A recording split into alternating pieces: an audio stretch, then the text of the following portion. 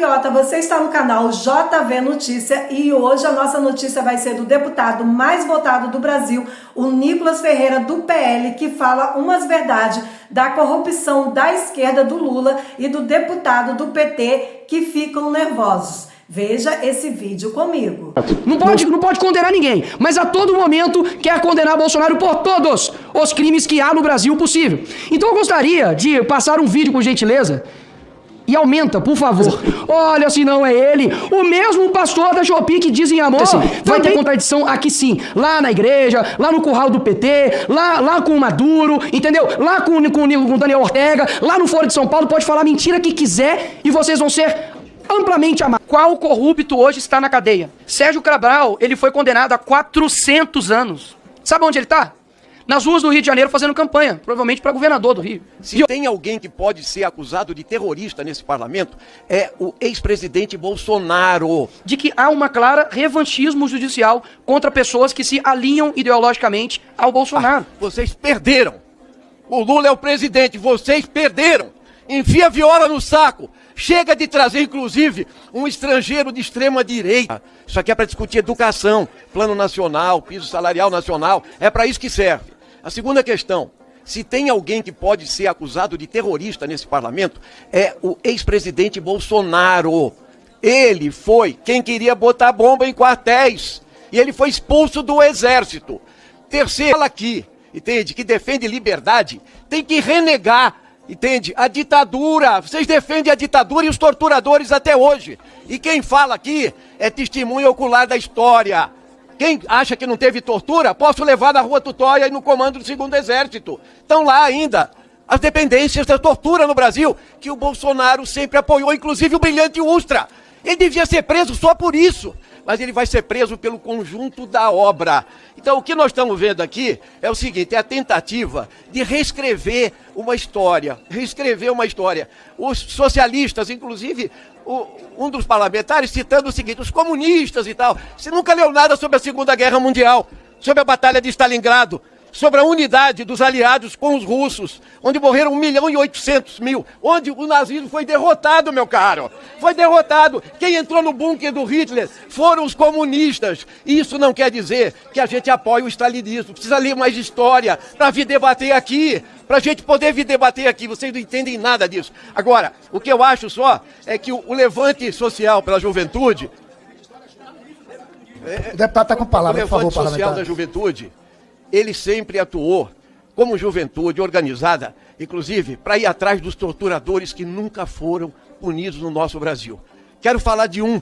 Em 1981, no Rio Centro, sentado num Puma, tinham 2 terroristas do DOI-CODE, militares, amigos do Bolsonaro. Um morreu com a bomba no colo. O outro, ao invés de ser punido, ele foi promovido para deputado. Ele de capitão foi para coronel da reserva, capitão Wilson Machado. Para mim, todos esses que participaram do golpe de 8 de janeiro, para voltar aqueles 21 anos de assassinatos, desaparecimentos políticos, entende? Tortura, censura, fechamento do STF, que vocês querem agora de novo, fechamento do Congresso Nacional, por isso não teve golpe.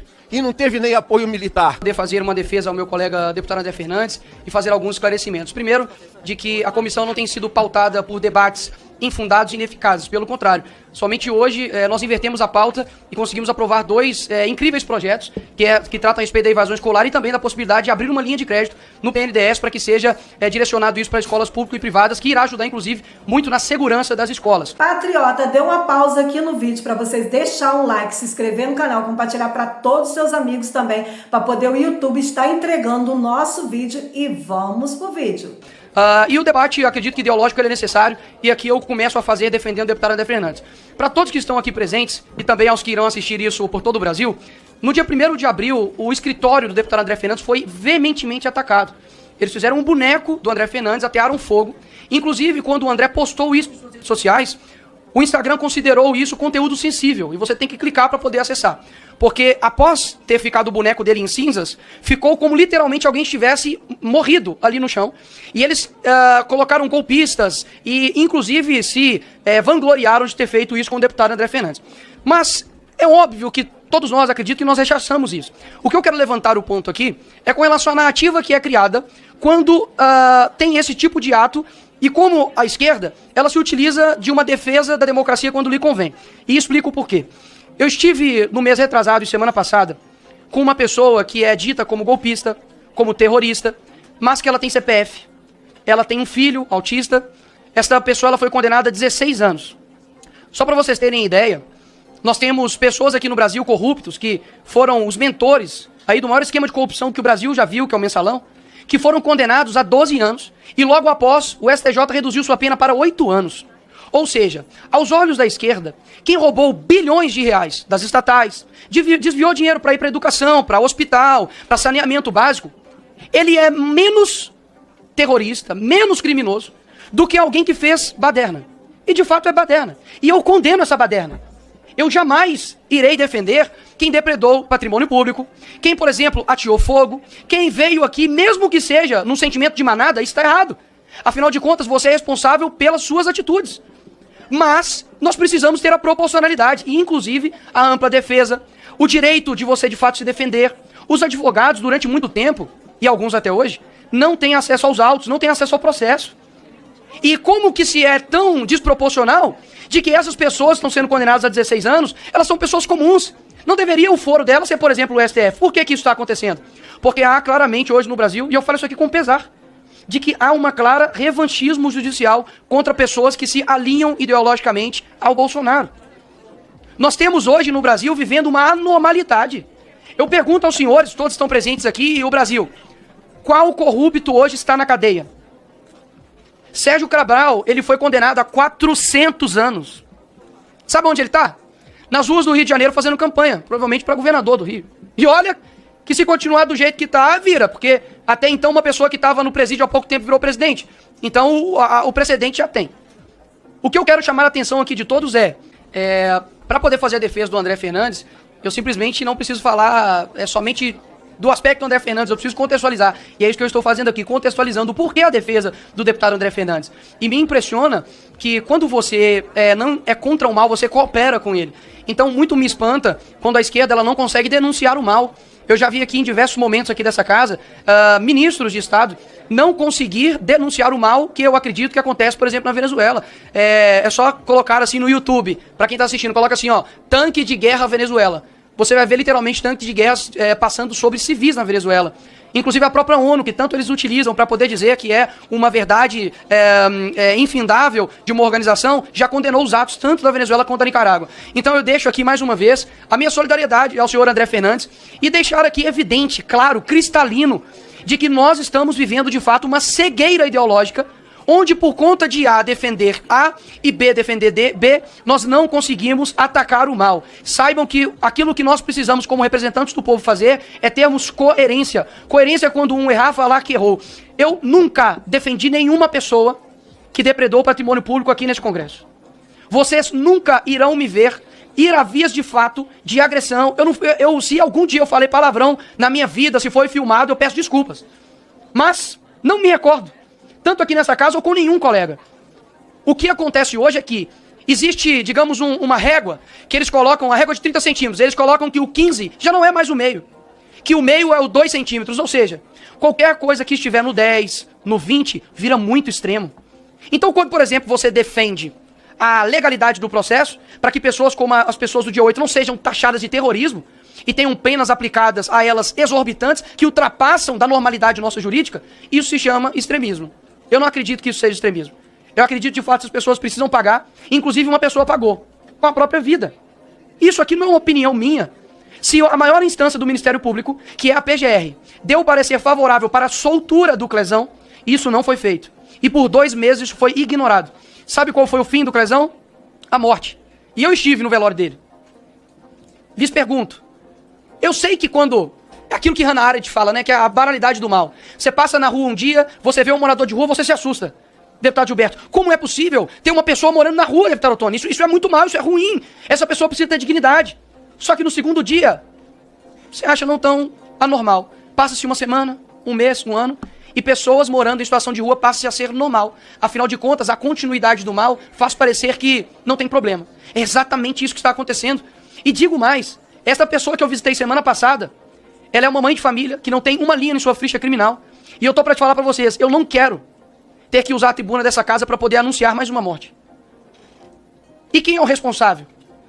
Quem será responsabilizado por um autista e um morador de rua ter ficado preso 8 meses dentro da cadeia e agora foi solto por um erro jurídico? Ele será indenizado? Alguém irá defendê-lo?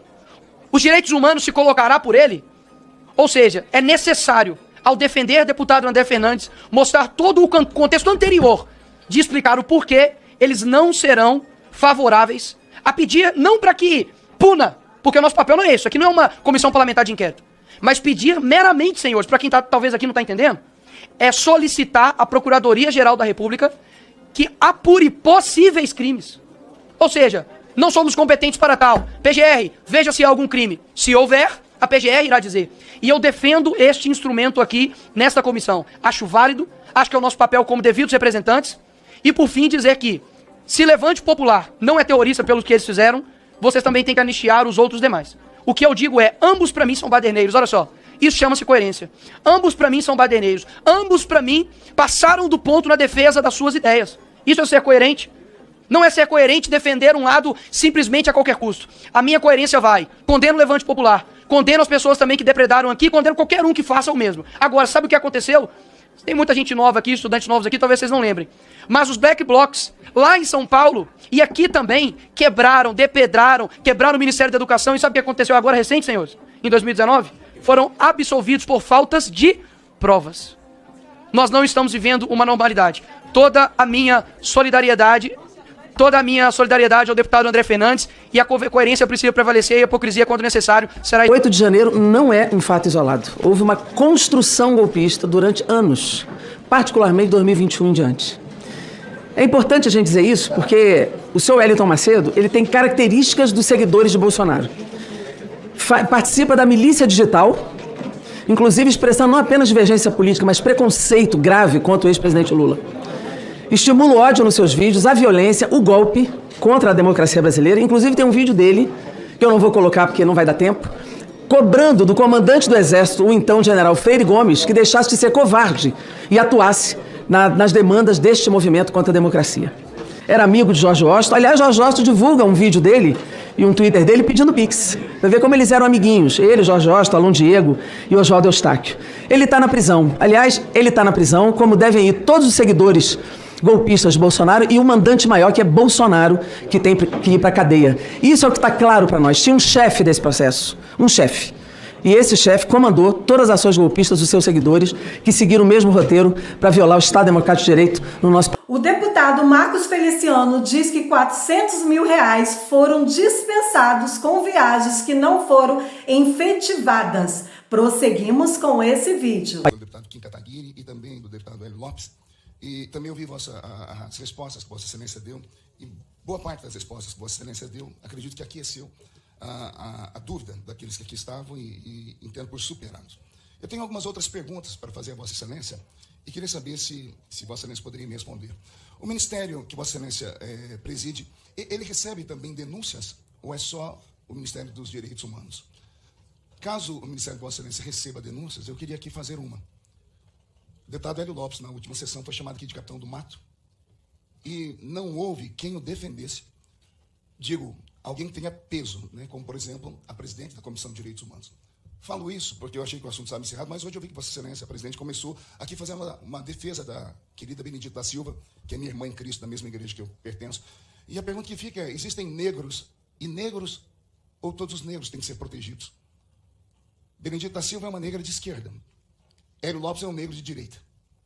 Hélio Lopes foi chamado de capitão do mato. Capitão do mato, se não me falha a memória, era quem perseguia os negros que fugiam dos seus senhores e iam para os quilombos. Por que Hélio Lopes não foi defendido com a mesma veemência que Vossa Excelência fez com Benedito da Silva, que o outro presidente da CFFC também fez?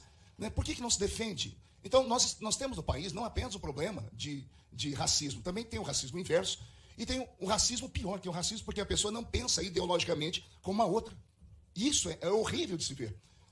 Eu também sou filho de uma pessoa muito pobre. Minha mãe pedia esmola na rua. Nós moramos em 12 pessoas dentro de 2 cômodos. Eu, pela cor da minha pele, eu não sei dizer se eu sou branco, se eu sou pardo, se eu sou... Não sei o que sou.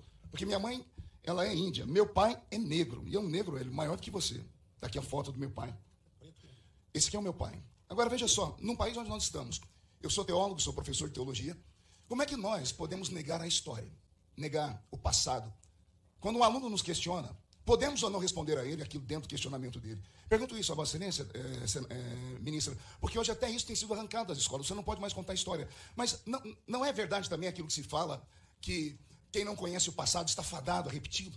Não seria interessante que tudo que ocorreu no passado, como hoje a extrema esquerda mundial tenta derrubar estátuas, queimar livros, apagar da história, não seria interessante que essas histórias continuassem sendo contadas e alguém pudesse falar o que aconteceu de fato? Eu digo isso porque, como professor de teologia, existe uma teoria, e Vossa Excelência é uma pessoa estudada, deve saber que há uma teoria sobre a questão da raça negra. E eu, como teólogo, tentando explicar para um aluno, e às vezes nós usamos isso na mídia social, eu simplesmente fui taxado de racista. Eu apanhei no meio da rua por causa disso, depedraram a minha casa por conta disso. A Rainha dos Baixinhos, até hoje isso me causa muita mágoa, porque até hoje está lá no Facebook dela, a Xuxa. Ela escreveu assim: como esse deputado pode existir dentro da Câmara? Porque ele disse que uma criança negra não tem alma.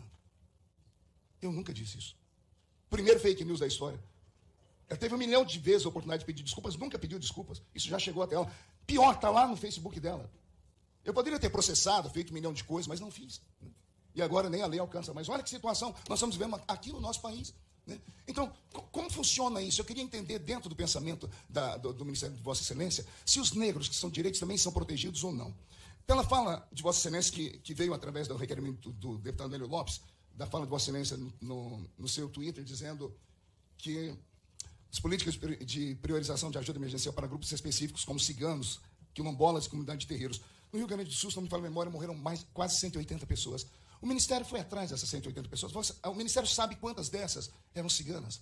Quantas dessas eram pertencentes a essas comunidades? Porque no primeiro momento, o Ministério de Vossa Excelência foi para cima, dizendo que seria cuidado. Então, uma vez que aconteceu essas mortes, as famílias dessas pessoas, caso fossem, como a senhora especificou aqui, grupos que precisam de mais atenção, ciganos, quilombolas, comunidades de terreiros, eles foram atendidos? O Ministério sabe quantas famílias dessas que morreram tiveram esses entes queridos? Ainda sobre a questão das passagens, eu fiz um levantamento aqui. Em 2023, o Ministério de Vossa Excelência gastou aí cerca de 7 milhões de reais. E foi esse pedido do deputado Kim Kataguiri. Em 2024, até agora, no meio do ano, foram apenas 1,5 milhão de reais. Comparado ao ano passado, é muito pouco. A pergunta que eu faço é, não houveram tantas viagens? Ou o Ministério se sentiu constrangido porque a imprensa denunciou que houve muitos gastos? Ou se daqui ainda ao final do ano ainda tem muitas viagens esperando? Isso aqui é só uma pergunta para que Vossa Excelência possa me responder.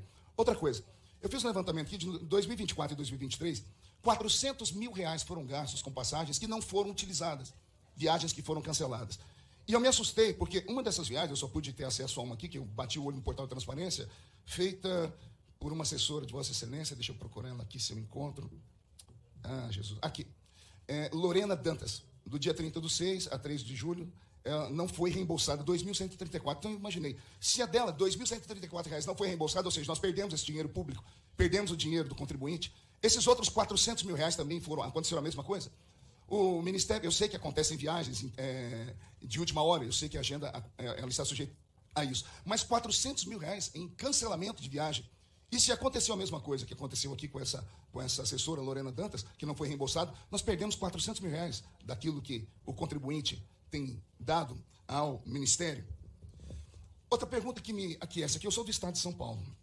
Eu sei que Vossa Excelência que já disse que a assessora especial Marcele, não sei, Decoté, acho que é isso, que se pronunciou de maneira cruel contra os torcedores do São Paulo, e minhas filhas são torcedoras de São Paulo.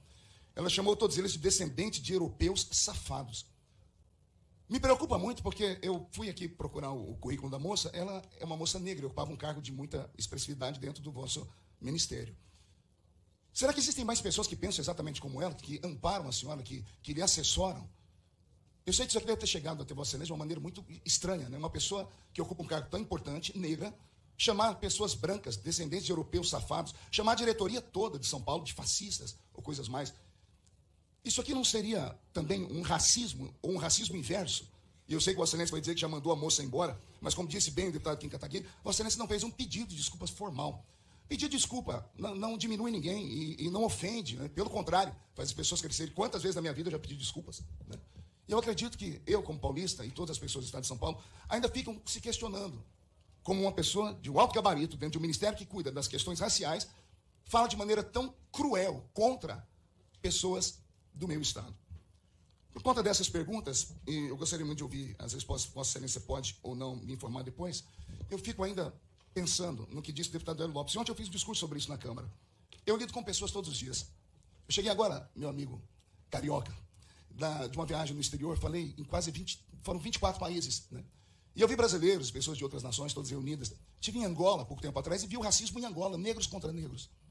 Participei de um debate sobre a escravidão, e pasmem, né, o povo judeu ficou 430 anos preso no Egito, e o Egito é o primeiro país da África. Os africanos escravizaram os judeus por quase meio milênio de anos. E aí, de repente, no século XXI, nós estamos vivendo esse tumulto, uma nação dividida. Como já disse o Hélio, brancos contra negros, índios contra roceiros, pobres contra ricos, héteros contra, não sei, né, homo. E nós estamos vivendo um caos social. A promoção do vosso ministério não traz mais isso. Quando uma pessoa do seu ministério faz as declarações que fez, e o Ministério de Vossa Excelência não pede sequer desculpas, só isso, é só essa palavra, desculpas pelo ocorrido dentro de um ministério que não deveria ter esse tipo de atuação. Eu não sei o que nós vamos fazer daqui para frente. A luta de classes, começada por Karl Marx, parece estar levando o mundo todo para uma possível guerra, uma guerra civil no futuro, onde as pessoas não vão se conformar. Mas está muito chato viver no nosso país. O politicamente correto roubou de nós a alegria. As famílias não conseguem mais ficar unidas. Até onde vai isso? Como podemos melhorar tudo isso? São essas minhas perguntas, ministra. Muito obrigado. Aqui, né, nessa construção coletiva, e repetir que eu sou essa pessoa que acredita muito nas lutas coletivas, e o senhor faz isso conosco perfeitamente, assim como presidente. E aí, o senhor trouxe alguns pontos importantes, eu queria trazer alguns... o senhor trouxe dados incríveis, importantes, mas eu queria só acrescentar também e me somar ao senhor. Quando a gente traz a pauta da educação, né, deputado Marco Feliciano, eu entendo quando o senhor traz, né, a miscigenação do nosso país e traz pautas também que a gente, sim, enquanto professores, deputados, deputadas, ministros, a gente precisa debater. Mas acho que vale também a gente lembrar que a miscigenação do nosso país, ela, infelizmente, ela é fruto de um processo de estupros, né? Ela é fruto de um passado que muitos de nós, às vezes, querem não reconhecer, mas que deveríamos sempre lembrar. E o senhor faz uma fala boa, que eu, inclusive, uso essa fala, que é um país que esquece, né, os erros, está fadado a cometê-los novamente. Mas eu faço essa fala muito nesse sentido de dizer que a gente precisa cada vez mais contar a nossa história. Contar e relembrar e rememorar de onde a gente veio. Há poucos dias atrás, deputada, a Grada Quilomba teve no Roda Viva, e ela fala, né, eu não sou discriminada porque eu sou diferente. Eu me torno diferente através da discriminação. E Grada Quilomba tem um livro que é chamado Memórias de Plantação, que inclusive depois a gente pode trocar se o senhor assim desejar, como estudioso que o senhor é também, mas é um livro que traz vários pontos importantes de botar as pessoas negras enquanto sujeito de suas ações. Infelizmente, e eu entendo, né, a gente precisa sim contar essa história, a gente precisa sim falar na educação e trazer, por exemplo, a 10.639, que é uma lei que no nosso país, a Casa Sueli Carneiro, há poucos meses atrás, fez um estudo que demonstra que apenas 17% até o retorno do presidente Lula aplicavam essa lei 10.639, que traz ali a história do país, a história das pessoas negras que foram escravizadas, infelizmente, a história da herança africana que carregamos aqui, e que a escola precisa cada vez mais trazer não só fatos, dados, como temos falado também, mas também trazer que o quanto o racismo ele é perverso, né? E o quanto também racismo reverso não existe. Agora, o senhor imagine, né, que a gente está falando aqui de um racismo que é um mal que assola o país, que tira oportunidade, direito, que mata, que estupra. Como, por exemplo, o deputado Jorge Sola trouxe aqui, 40% de crianças. A gente está falando de crianças de 8 a 14 anos, que infelizmente foram estupradas ou violentadas sexualmente nesse país, 40% eram de meninas negras.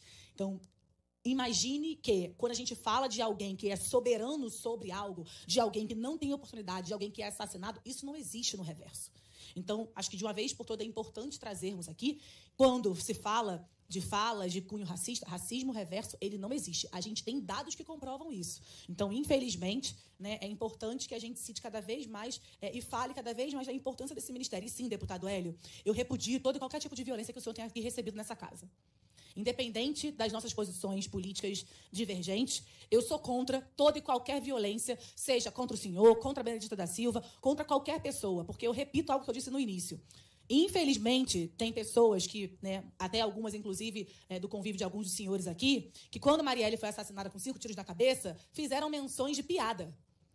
Essa foi mais uma notícia do JV Notícia. Espero que vocês gostaram. Já deixa o like, se inscreve no canal, compartilha para todos os seus amigos e muito obrigado pela tua presença e até o próximo vídeo.